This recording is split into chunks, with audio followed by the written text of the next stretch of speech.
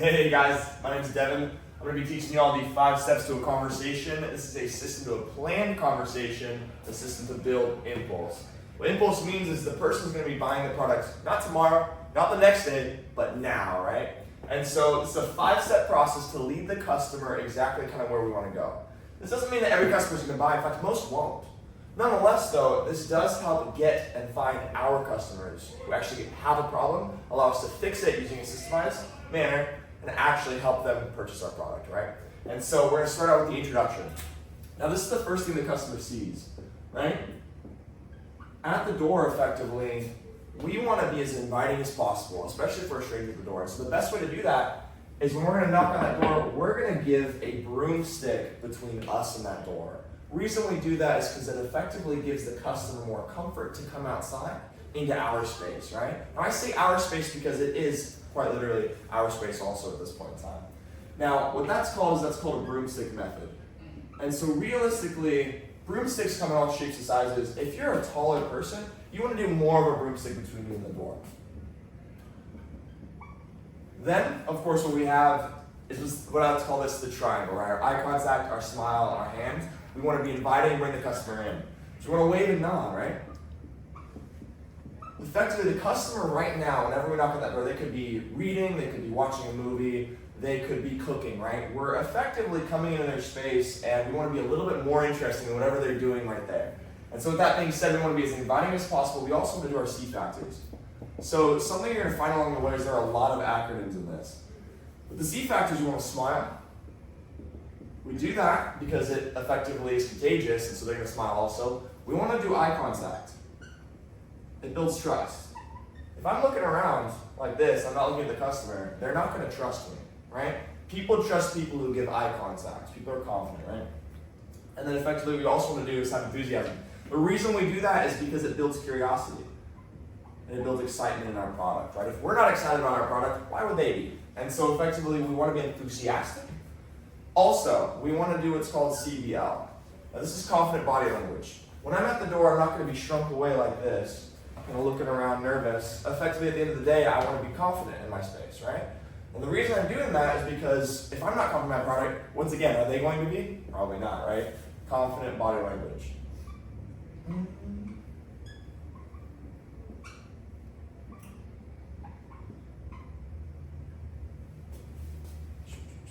And then also, one of the most important parts is going to be an icebreaker. The reason we do an icebreaker, so what is this? This is a compliment or a joke. Effectively, at the end of the day, what we're doing is we're breaking the ice. It's exactly like it sounds. What I'm going to be doing is I'm going to be complimenting something I like about the house as long as it's genuine, or I'm making a joke. Hey, are you guys staying cool? It's 104 degrees right now. You guys like your AC. It feels great. And then what that does is basically it smooths the conversation and it provides a little bit, it makes things a little bit easier to talk to the customer, right?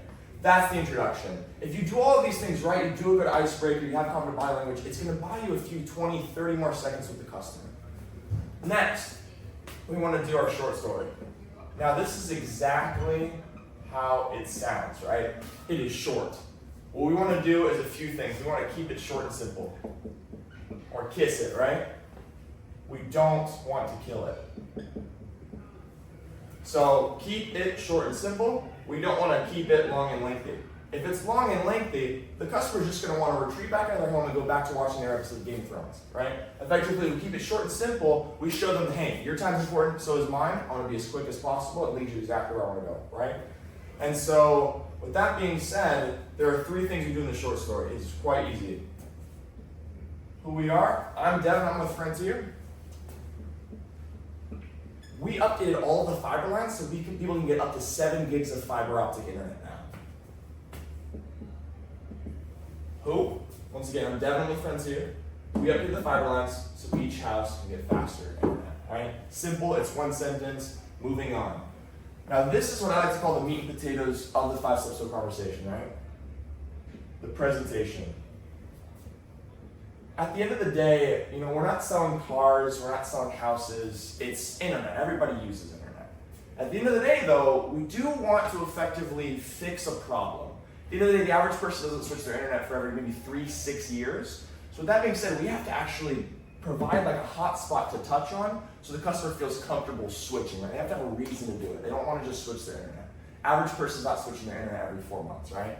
So with that being said, we want to actively listen for problems. So we want to think, okay, what is this customer running into? What are the issues, right? When they mention things, they might maybe not know that much about internet, but they know there's an issue. And so we want to actively listen for problems. We also want to ask questions to create just that, problems. We want to ask questions to create problems, maybe things they haven't thought about in a while. Okay, are you seeing buffering? Are you seeing lagging? What is buffering? When you see those circles when you're watching Netflix. Where in your house can you not connect to your internet? Are you worried about security because maybe your wife or husband works from home, right? These questions are what's going to allow us to actually create an actual issue so we can solve it with our product, which absolutely is superior. And so at the end of the day, asking questions is enough. Now we want to fix the problem. And the way we do that is we build value and,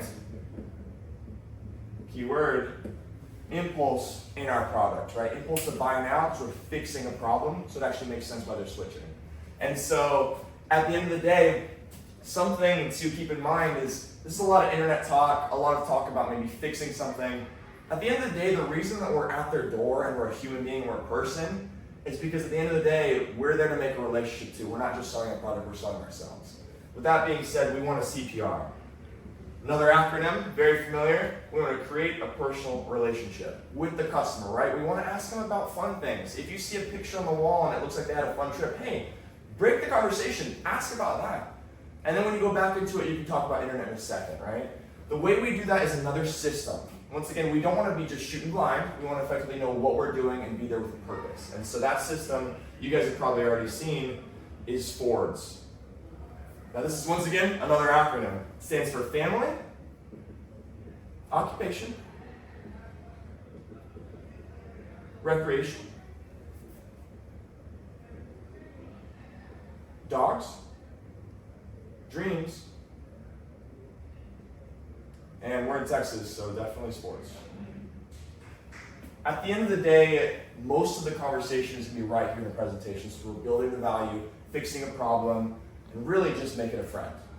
Once we do that, and the customer has no more questions, and you can see that they're standing with you, they're giving buying signs, they're stepping closer, maybe they're grabbing their wallet, they're excited to buy the product, they're talking future, they're talking about maybe what an install looks like, then we close.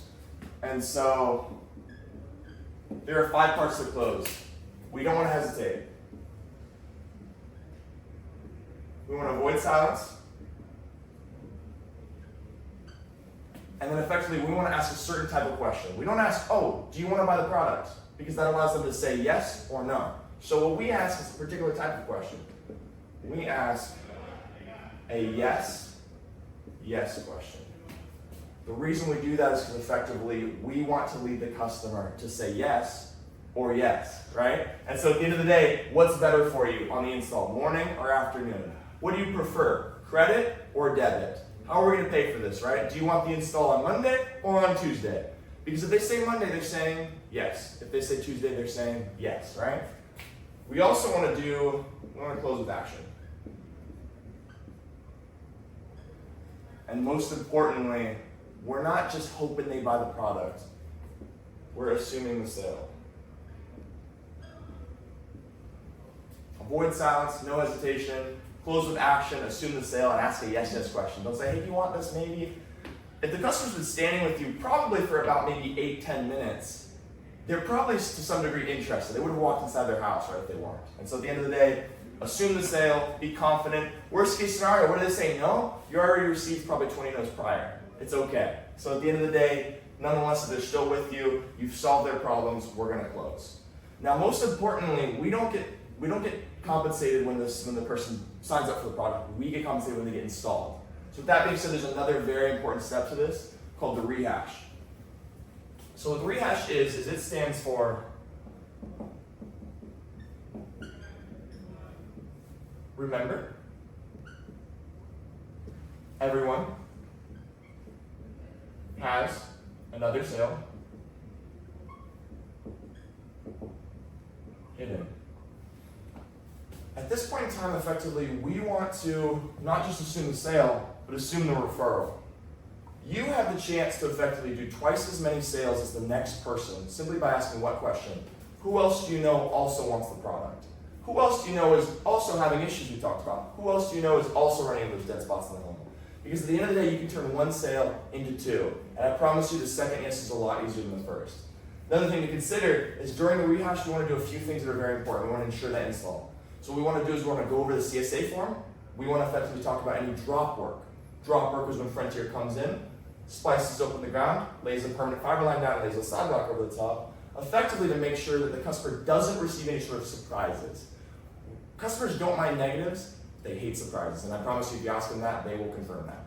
So at the end of the day, this is the 5 steps to a conversation. It's a system to build impulse, and effectively the whole point of this is not to get every person to buy the product, but it's to lead everybody and have different people be lost at different parts so we can lead that final person into the close so they can buy your product. Thank you.